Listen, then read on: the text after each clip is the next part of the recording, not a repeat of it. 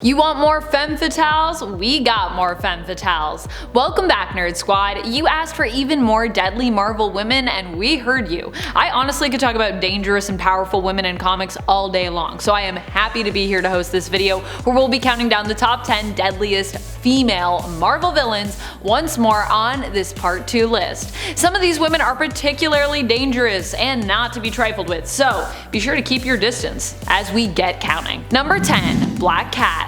Black Cat is only rounding out the bottom of this list because she is so ever-changing when it comes to her alignment and so much more complicated of a character to be considered either a hero or a villain, really. But she definitely is a very capable and dangerous criminal, when she needs to be, or when she wants to be, which is why she still makes the cut. When it comes to going up against Black Cat, odds are good you probably don't want to.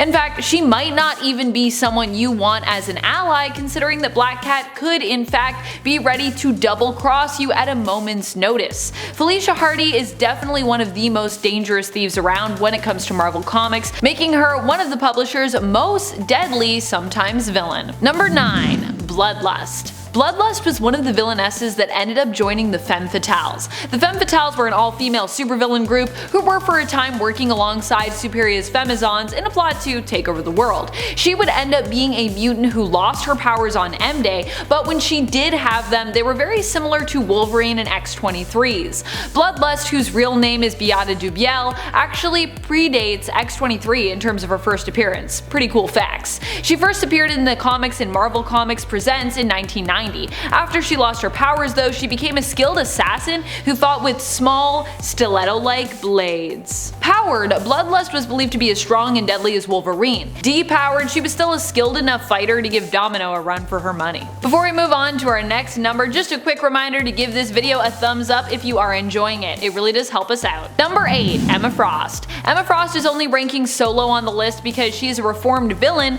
now in the comics, but that doesn't mean that she is any less deadly now that she is a hero. As a villain, she managed to swap bodies with Storm and infiltrate the X-Men. As a mutant and a person, Emma is so skilled and so badass that she even manages to use other mutant skills better than even they can. Like when she swapped bodies with Iceman and showed him up.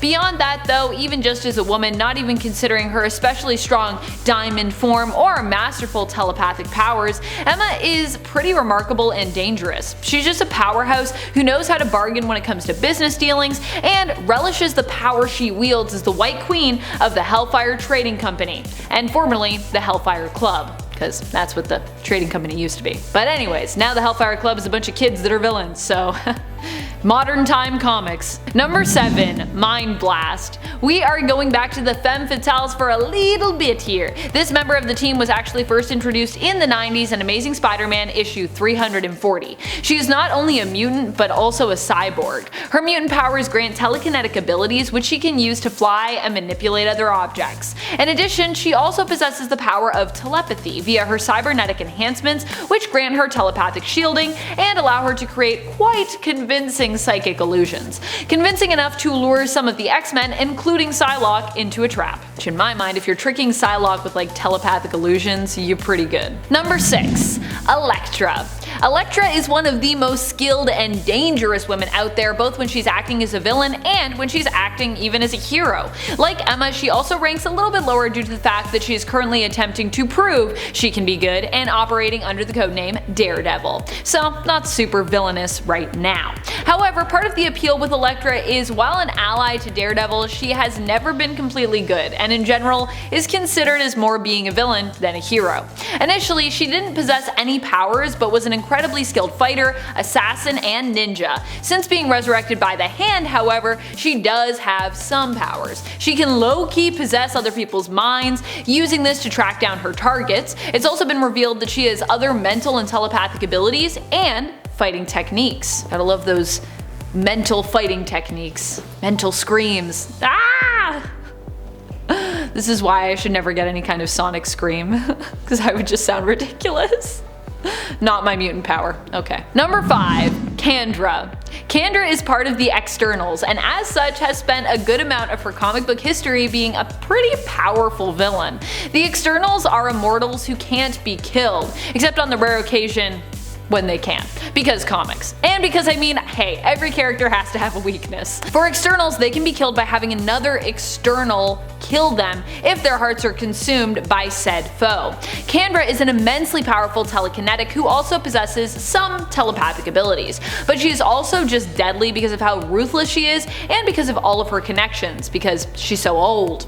She not only is powerful in her own right, but also holds sway over other powerful mutants and allies. By the way, externals are different from eternals, in case you were wondering, though both are godlike but in different ways. And both are from Marvel, which is confusing. But yeah, externals, eternals. Number 4. Varanki. Queen Varanki is the main antagonist of the Secret Invasion storyline. Disguised as Spider-Woman, she, along with many of her undercover Skrulls, managed to infiltrate and, in secret, invade Earth.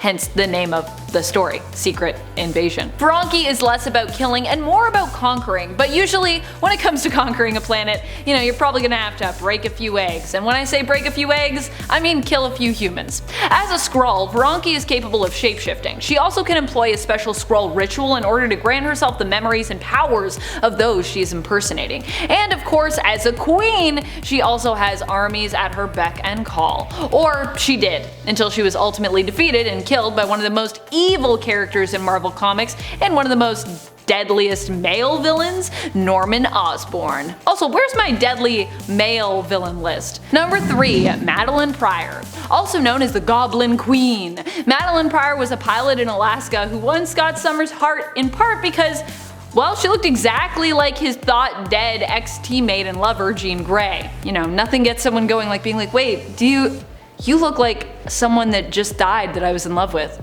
Oh, I'm so into this. I'd be like, I'm so traumatized by you, I definitely don't want to be around you. But hey, to each their own. It was later revealed to comic readers and Maddie herself after she married Scott and had a child with him that she was in fact Jean's clone, created using a piece of the Phoenix Force by Mr. Sinister, as part of a plot to create the perfect mutant, her son, baby Christopher, who'd grow up to become Nathan Summers, aka Cable. Mr. Sinister intended to steal the baby for himself and then destroy Maddie, having no further need for her. That's so rude. When she discovered she was Jean's clone and that Sinister was her creator, she ended up suffering from a mental break that in essence turned her evil. She made a pact with a demon and planned on sacrificing her son and other children in order to gain power, but ended up being stopped by the X-Factor and the X-Men teams. She has been thought dead, and actually dead, a few times in the comics, and made a recent return in 2020's Hellion series. And then we all realized, oh yeah, we totally forgot that Madeline Pryor is still alive and has been for a while. I'm sorry. I feel bad for her. She returned as a villain once more, and after her return was shortly thereafter defeated and is now presumed dead. But only time will tell if that remains true. Number 2. Harpy. And more specifically, Red Harpy, as you may have noticed from our thumbnail for this video. Harpy is basically the evil version of Betty Ross, Bruce Banner's love interest and ex-wife. Harpy came into being when MODOK used gamma radiation to transform her into a winged monster, who would make a pretty fitting opponent for the Hulk. Her exposure to gamma radiation not only made her the amazingly strong green monster known as the Harpy, but also drove Betty insane, making it easy for MODOK to manipulate her and use her to do his bidding.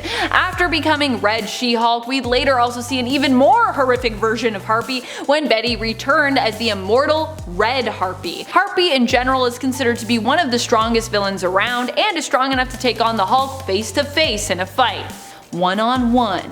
She can also heal, fly, and possesses razor-sharp claws and talons. Number 1. Saturnine. That's Magistrix Opal Luna Saturnine to you. Also known as the White Witch, Saturnine is likely one of the most deadly villains on this list, considering just how powerful she is, and just how unpredictable she is. Of course, you still have a chance of getting past her if she happens to be in a particularly good mood.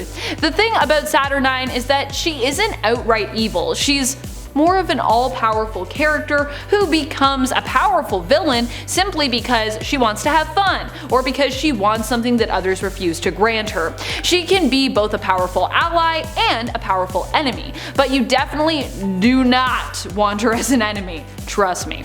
Saturnine is a deadly magic user who comes armed with the magic of Otherworld, and as the omniversal guardian and magistrix is basically god level when it comes to the mischief that she is capable of. Who are some of your favorite Marvel villains? Which of these ladies do you think is the most deadly? Is there anyone from the Marvel universe that you think we still have yet to include on these lists? Let us know in the comments below. And speaking of comments, it's time to turn to some comments from one of our latest videos, Top 10 X-Men teams you've never heard of. Rev Clever Beast types another great top 10 with the uncanny and astonishing hostess, Amanda. Aw, thank you. Now to feel like I've earned those descriptors of astonishing and uncanny, I just need to come up with my mutant code name.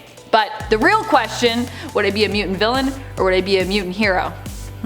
Jacob Calvin comments, bring back the nasty boys. With an I. Yes, Jacob! Also, give me all those old 90s letters along with it, please. I need that nasty voice in my life. And that's all the time we have for comments today. Be sure to comment below for a chance to have your thoughts and feels read out in a future video. This has been Top 10 Nerd, and I'm your host Amanda McKnight, reminding you to stay nerdy, YouTube.